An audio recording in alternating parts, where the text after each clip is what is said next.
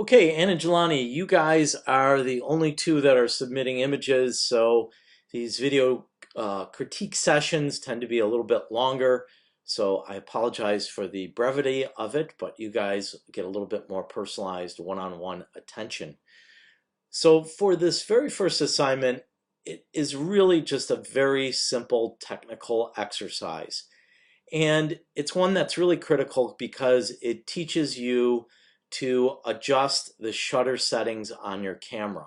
And to review some of the things that you learned in the module, when that shutter setting is faster, and think about it kind of like a door opening and shutting. If a door opens and shuts really quickly, you only see like a brief glimpse at what's on the other side of the door. Whereas if you open it for a long time, you see a lot of stuff that's going on the other side of the door. And if something's moving, you would see a lot of movement. So that's kind of the idea with what's going on with the shutter here. As that shutter moves faster, it gives us the illusion of freezing up action here. Now, the one issue with our shutters, though, is there's kind of like not one size fits all. So when things freeze up with particular shutter settings, it oftentimes is very proportional to how fast the subject is moving. So let's say an older person walking would not be the equivalent of this super active dog here that is running and chasing a ball. Those two things, to freeze them up, are going to take two different types of shutter settings. So this is a thing you kind of have to practice a lot and just develop a feel for how fast things are moving. So this first shot is Ann's image, and we'll go in and just take a quick look. Whoops, sorry about that. Quick look at our settings. And in Photoshop, we've got this really cool feature called File Info. If we pull down the menu and look at it like this, it's going to tell us what the settings were that were used to take the photograph. So in this case, we can see that the shutter setting was 1/800th of a second. The f-stop was 9, and the ISO was 1600. So this shutter setting is not a half bad choice. 1/800th of a second, a lot of things it will freeze up. I will tell you, when I'm shooting sports, I'm almost always shooting faster than that. I'm shooting either at 1,000th of a second or 1/2000th of a second, because obviously sports is moving really fast. Similarly here, if we look at your puppy and we zoom in really close, you know, your puppy's moving pretty fast here. So while the image isn't totally blurry, I am seeing a little bit of lack of sharpness that just relates to the fact that the image was taken at too slow of a shutter setting. So in this instance, while it's not a bad choice, and especially for someone just learning to use those settings, is a totally reasonable one, but I would have gone even higher, and it's just because the dog's moving so fast. If your dog was moving a lot slower, then that 1/800th would definitely freeze him or her up. But in this instance, it's really just moving so fast that it's not perfectly freezing her up. It's close. It's definitely close, but not exactly there. The other thing we talked to you about here in our file info is your ISO setting. Your ISO setting is 1600, and when we use the 1600 ISO setting, we're going to start to get noise. What is noise? Noise is kind of like this little pixelation that's going on in the dog's fur. So to avoid that, we want to bring that ISO number down.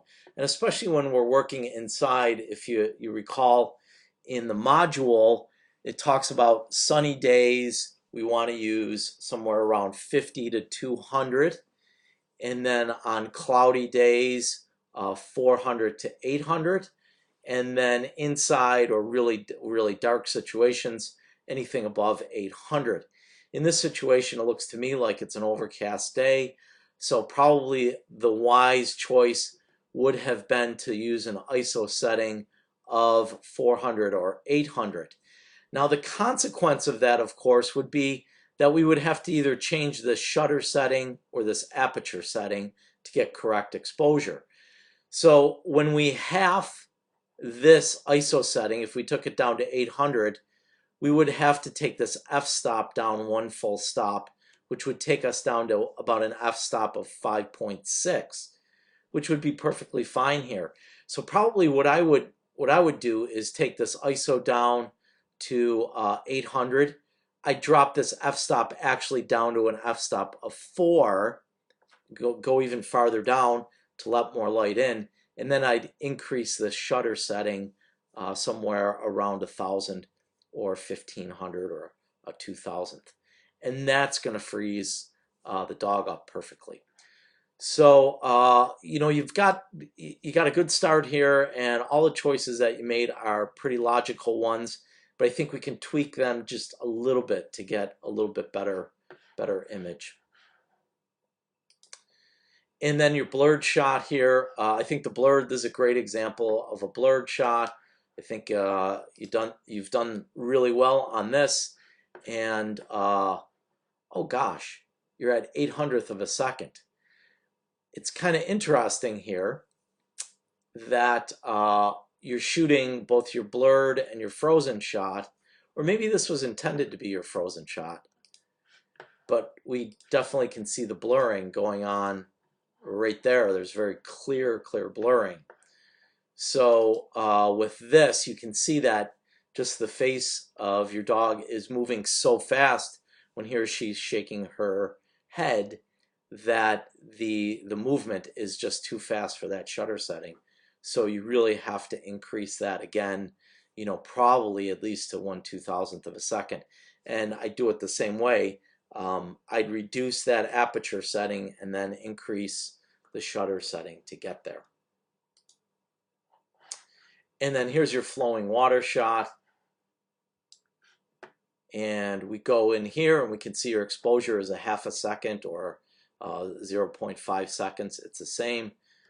Your f-stop and your ISO settings are absolutely perfect. This is spot on.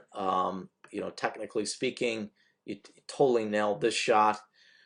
Even I like the fact that you know, nothing's the bushes or the weeds and the rocks, those are totally frozen, but we do have the movement of the water. The one thing that maybe I think could make this image a little bit more interesting is if the water was a little bit more visible or actually flowing into the viewer. And here's an example of that I just shot up in Norway. You know, you can see how the water is, instead of flowing across the frame, it's actually flowing directly into the frame. So it gives us a little bit more of a dramatic look, and the blur and the motion of that water is a little bit more obvious. What my eye is going to right away in this image is the bushes in the front here, or the weeds, or whatever we call those. So just change up your angle of view there a little bit, and I think that will totally get that image nailed for you. So good job here. I think the choices you're making are good ones. Just tweak them a little bit and just watch out for that really high ISO value that you're using in there. You know, certainly for indoors, that's great, but outside, especially during daylight, there's almost no reason you should be at an ISO of 1600.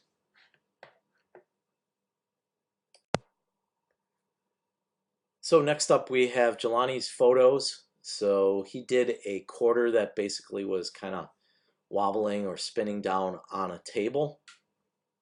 Before we get talking too much about shutter settings on this and freezing up things, one thing I just want to call your attention to is notice how in this image there's a very shallow depth of field. And by depth of field, I mean just the area that's in focus. So all of this background area here is out of focus, and all of this foreground area here is out of focus.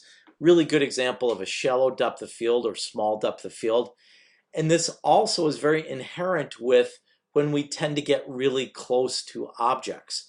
So the quarter is obviously very small, so you had to get very close to it.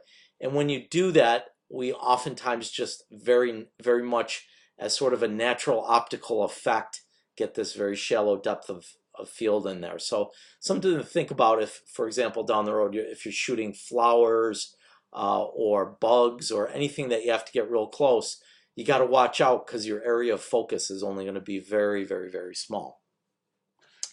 So first thing here on the frozen shot, looks like our quarter's frozen up pretty good. We go to our settings, shutter setting of 1/500th, f-stop of 5.6, ISO 6400. That ISO of 6400 is not super ideal, but you know what? The settings did the trick. Again, like Anne's photo, maybe I'm seeing a little bit of blurring there, but if you think about it, you know, when the coin is spinning, the middle of the coin is actually not spinning as fast as the edges. We can see there's just a little bit of a blur on the edge, but the middle of the coin seems to be in perfect focus. So similarly, I probably would have gone up to, you know, maybe 1/1000th of a second or 1/2000th of a second. But unlike Anne, you really didn't have like a lot of room to go. You were already, you know, very high on your ISO.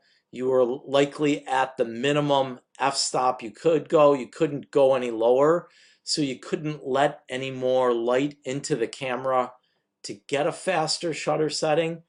So under the circumstances that you did this, I think you did the best you could here. So you know, those are the exact choices I would have made. The only other situation that might have helped here is if you had a lens. They make lenses that have f-stop numbers that go lower. And if you had one of those, we could reduce that f-stop number to 4 or 2.8 or 1.8 and let more light through the lens so that we could use a faster shutter setting. But all in all, I think really good job on that. And then your spinning one, we see that's at a 60th of a second. You know, again, technically speaking, you did a perfect job with it. The coin is clearly in motion. I would like to see maybe, you know, a couple different exposures, one at a 30th of a second, one at a 60th, one at a 1/125th, and see which one was kind of like the best one that shows both motion and the details in the coin. Because if we didn't know this was a coin, it like really could be anything. It kind of looks like, excuse me, I don't know, like a piece of my daughter's slime or clay or something like that. So that's the one thing with the blurring. Oftentimes, if you blur too much, it almost becomes really abstract looking. But nevertheless, I think technically speaking, you pretty much have mastered the technique. Again, probably the ISO here would be my one correction. I'd probably drop this ISO down to 1600, 800, something like that. And then correspondingly, we could also move that f-stop number down so that we did get correct exposure. And remember, as I'm talking about these things, whenever we change the ISO, we're going to either have to change the shutter or the aperture. And that's the whole key to this photographic process. We always have to make those three choices: the shutter, the aperture, and when I say aperture, the f-stop, I mean, and the ISO. And when we move one, we have to move the other. And that's the trick. Once you have that mastered and once you can figure out the right choices to make with each of those individual things, the more likely you are to be able to get the kind of image that you want. So with that, we'll let you go on this first assignment, but nice job. Good work to both of you.